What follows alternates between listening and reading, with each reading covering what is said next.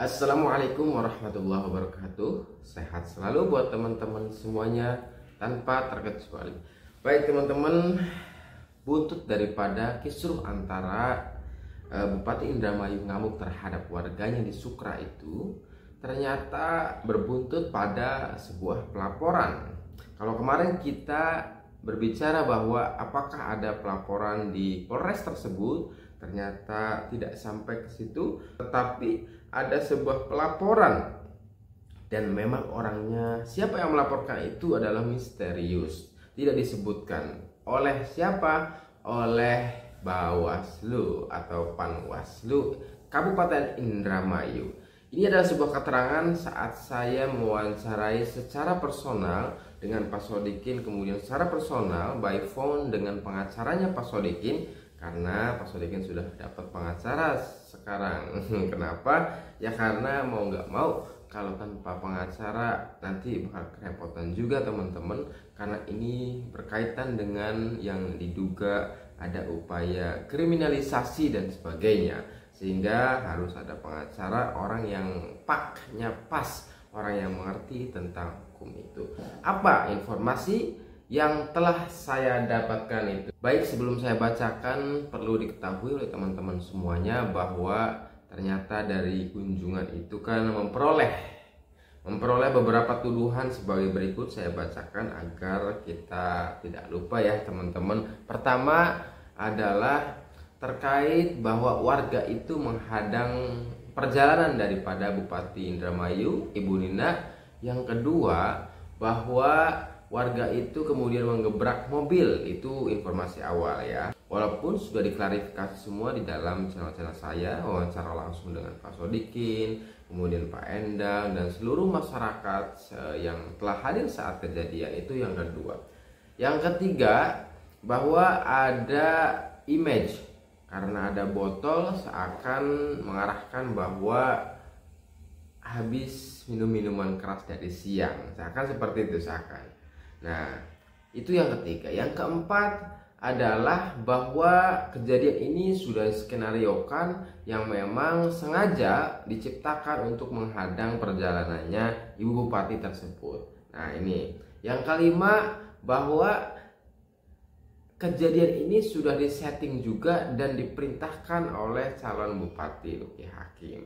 Itu 5 hal atau poin-poin yang memang harus diingat oleh kita semuanya, yang demikian justru akhirnya terpatahkan oleh sebuah video yang pernah saya memutar dalam konten sebelumnya, dan kemudian video klarifikasi oleh seseorang, dan semuanya yang telah hadir juga telah saya kontenkan dengan orangnya secara langsung di video-video sebelumnya.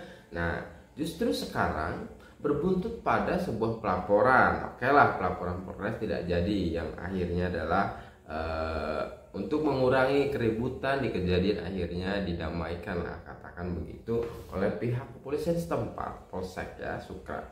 Nah, tetapi ada hal yang memang yang dilaporkan oleh warga yang masih misterius atau rahasia, itu orangnya yang juga tidak disebutkan oleh Panwaslu, bahwa ternyata ada sebuah pelaporan. Saya telah diberikan surat pelaporan tersebut, kemudian membaca semuanya. Nah, baik, saya bacakan sebagian ya teman-teman. Saya bacakan sebagian daripada pelaporan itu. Kenapa saya bilang tadi bahwa ada pelaporan daripada orang misterius? Karena memang tidak disebutkan dari Panwaslunya siapa yang melapor itu. Nah, saya bacakan poin yang kedua ya teman-teman. Panwaslu atau Bawaslu Kabupaten Indramayu mengundang saudara untuk memberikan keterangan dalam klarifikasi terkait dengan laporan nomor 013 ya, dan lain-lain terus. Pada hari, pukul, tempat ya, tempat Bawaslu Kabupaten Indramayu bertemu dengan siapa. Nah, ini sudah disebutkan ya, bahwa surat ini adalah surat panggilan ya dari Bawaslu, di mana surat ini ada karena ada pelapor. Nah, yang terlapornya adalah warga-warga Sukra tersebut ya teman-teman. Nah, yang menarik dari sini bahwa sekali lagi tidak disebutkan nama siapa pelapornya. Ada simpang siur. Ini simpang siur dalam arti masih rumor ya. Bisa jadi benar, bisa jadi salah ya teman-teman. Dan karena ini adalah warga yang mengatakan itu, sehingga saya masih harus menelusuri itu. Ternyata ada sosok seseorang yang memang dari kampung sebelah, dan memang beliau bukan orang yang hadir di TKP saat itu, tidak tahu menahu di TKP kejadian saat itu, dan katanya orang tersebut adalah bagian daripada golongan 03. Artinya ini politis ya teman-teman. Artinya kalau kita menjawab dari asumsi ini adalah politis. Nah, hal yang harus saya sampaikan kepada teman-teman bahwa ini kan sebuah laporan, harusnya adalah sebuah kejelasan siapa pelapornya dan siapa terlapor. Terlapor sudah jelas warga Sukra itu. Nah, pelapornya mestinya adalah disebutkan supaya transparan. Karena apa? Undang-undang menyatakan ya, untuk seluruh rakyat Indonesia tanpa terkecuali transparansi itu harus. Jadi justru menjadi keganjilan tersendiri ketika kemudian pelapornya itu siapa. Masa kita terlapor harus nyari sendiri?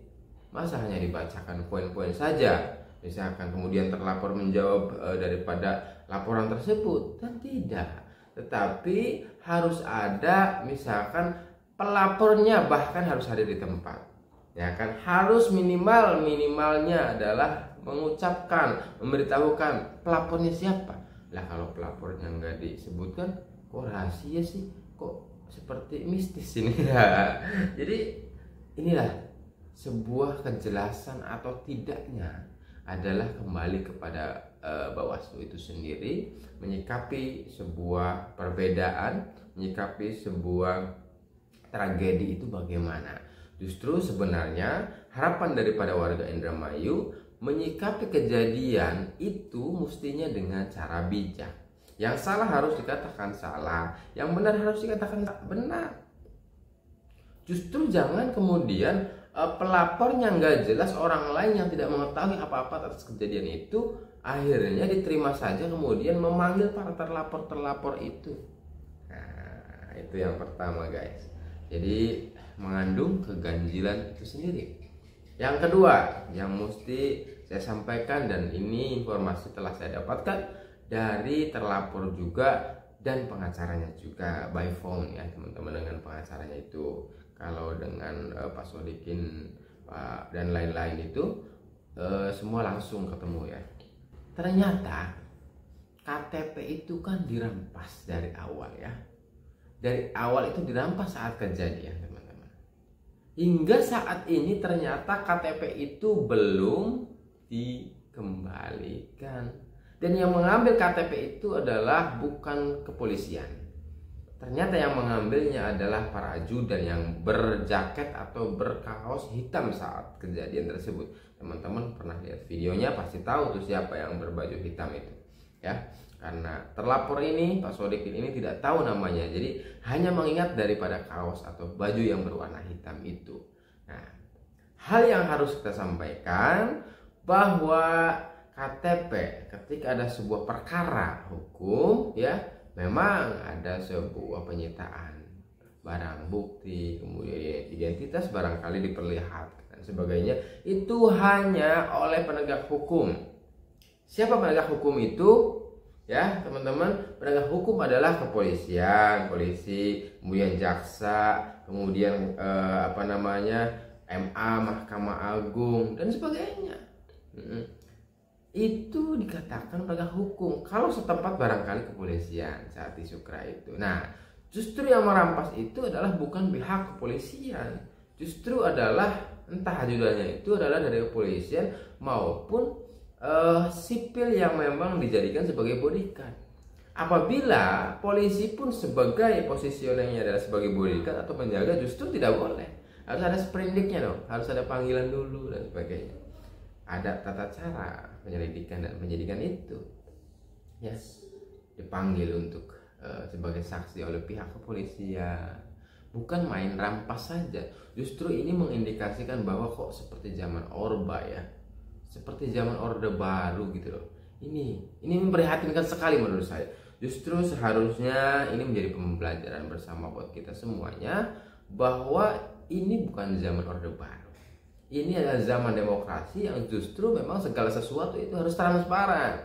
Justru segala sesuatu itu yang terjadi itu ya harus sesuai dengan prosedural hukum. Perkara ya maka hukum yang akan menjawab itu melalui penegak hukum, kan begitu.